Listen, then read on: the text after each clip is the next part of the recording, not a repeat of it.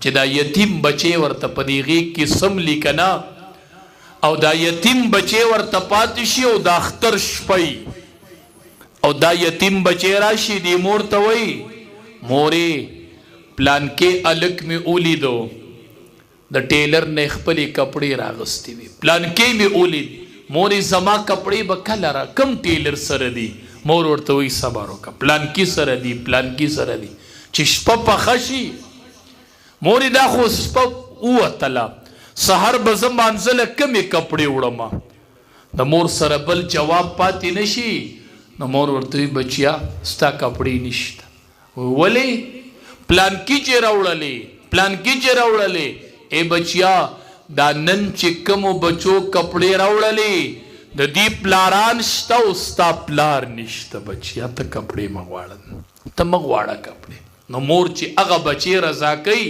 دا تپوس د کونډې مور نه وکړه وایي ته د اختر په شپه بچې څنګه رضا کوي ما ته کونډه مور وایي زه بچې سملوم هغه نه سمولي بچې مې خوب کې راپاسي زما د اختر کپړې زه بچې سملومه زه په کټ کې سملمه خلکو کپړې اسري کړي او انګرو ته یې ورچولي وي هنګرو ته یې ورچولي سبا به دا جوړه غوندم او کونډه مور چې په ځان صادر د شپې راواچي هغه خپلو بچو ته ګوري او د اختر شپه په جړا باندې وباسي ښه دا د هغې میندو نه تپوس وکړه چې د چا خاوند نشته ښه دا که دیاړي مار دی که فقیر دی که ملنګ دی تا دپاره بادشاه دی بادشاه د عزتدارې ښځې د تروړو وړو حاجت یې راشي مالدار ته وایي ماله وړه راکه هغه ورته وایي وړه در کومه خو یو درخواست به مې منې یوه خبره به مې منې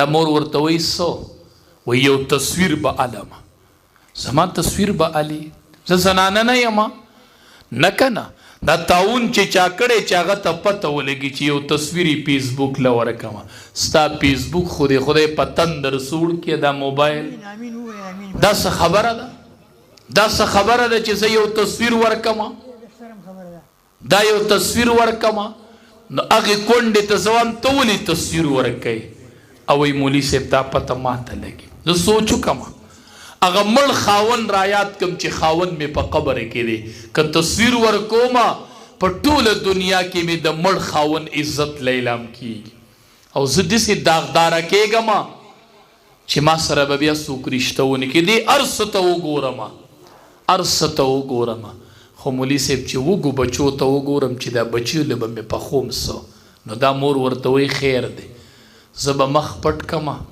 په برقه کې به ودرېږم خیر دی تصویر رانه په پټ مخ واله خیر دی دا مور چې د تصویر ته مجبور شي دا د دې نه الله خاون اغوستی دی ښه دا د دې په سر د خاون سوری نشته ښه دا د دیاړي مار ښځې ته ووایه دا د فقیر ښځې ته ووایه وایي دا د ملک ښځه چې نن تصویر ته تیاریږي دا د دې یو خاون و که نن هغه خاون موجود وی نن هغه خاون وی دې ته دې چا کیمره نیولی وی او مونږ کې خو ترس شته نه مونږ کې خو ترس شته نه قربان چې دور د امیر المؤمنین عمر فاروق رضی الله تعالی عنه کاش چې یو داسې حکمران خدای راکړی کاش چې یو داسې حکمران خدای راکړی چې د کونډو اوښ کې وچې شي خدایا چې د یتیمانانو سلګۍ بندي شي خدای یو داسې حکمران راکړي په لاره روانو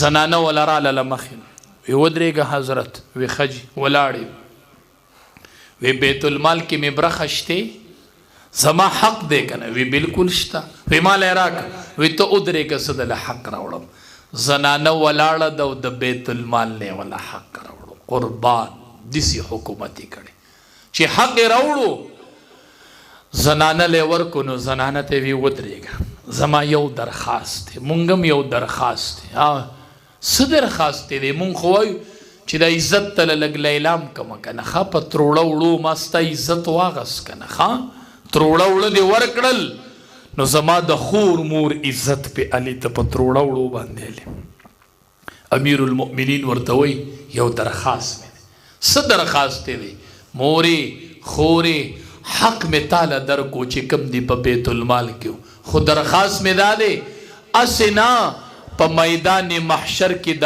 الله عدالت لګېدلې او ته په ما شکایت ونه کې. ګورې حال ته به شکایت نه کې، بس معامله دلته کلیر ده. هلته به په ما شکایت نه کې، د الله مخې ته ګورې ښه. اسنه چې د الله مخې ته په عمر شکایت وکړي، هلته د جواب نه یم. ګورې ښه هلته دا یو درخواست مې دی، کاش شته یو داسې مسلمان چې په دې وړه کې ورته تروړه وغورځوي چې دا دې تروړه ده، دا دې د بچو کپړې دي او دا اختر دی. ته څوک یې؟ ما څه کوې؟ بس زه د خدای یو بنده یم او بس ته بچي دي ما ته دعا کوه، بس چې دا کونډه دنده شي او بچي او کونډه لاس اوچت کړي. خدای د جنت د وګټو، جنت د وګټو. د دواړو جهانو سردار فرمایي انا وکافل الیتیم هاکذا. صحابه ما ته وګورئ، ما سره به یو کس داسې برغي په جنت کې، دا به تهجد گزار نه وي، دا به حجونو عمرې والا نه وي. انا وکافل الیتیم هاکذا.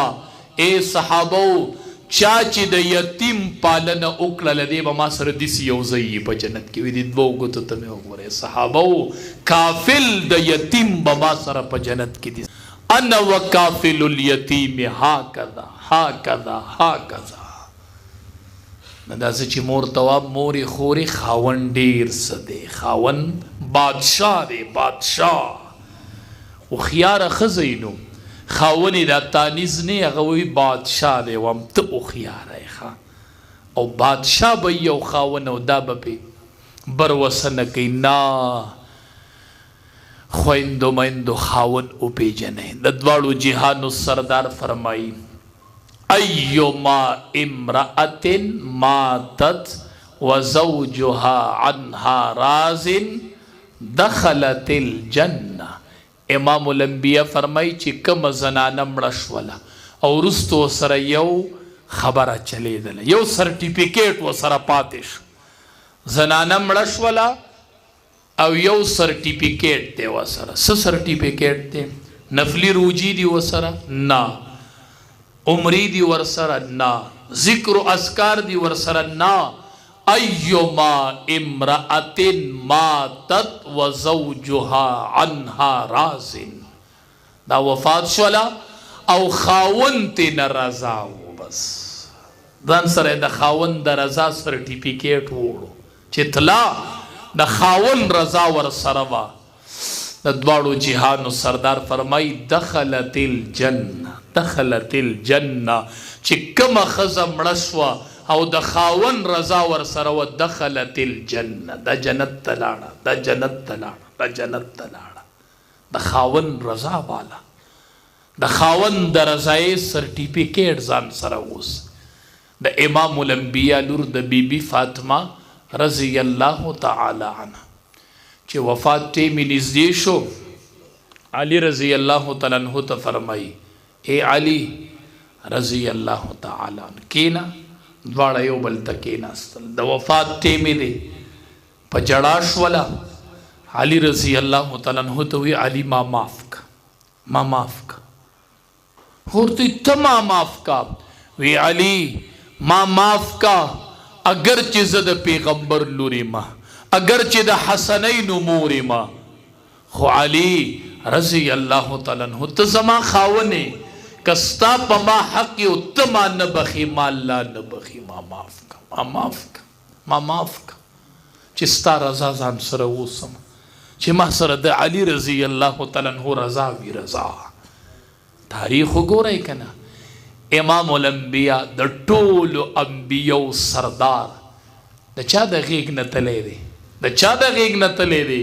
د بی بی عائشی د غیگ نتلے رضی اللہ تعالی. دا دومره خوږه رشته ده د ښځې او د خاون. بی بی عائشہ رضی اللہ تعالی عنہ فرمائی وی چې د انبیاء سردار می رسختو، نمبر زمو، کور زمو، غیگ زماوا، لاړې می ورسرم شریکی کړی دی چې رسختو می، کور زمو، نمبر زمو، غیگ زماوا، لاړې زماوي. ما ستاسو پیغمبر د خپل غیگ نه رسخت کو، ساتې نه زما غیگ کې وتلی.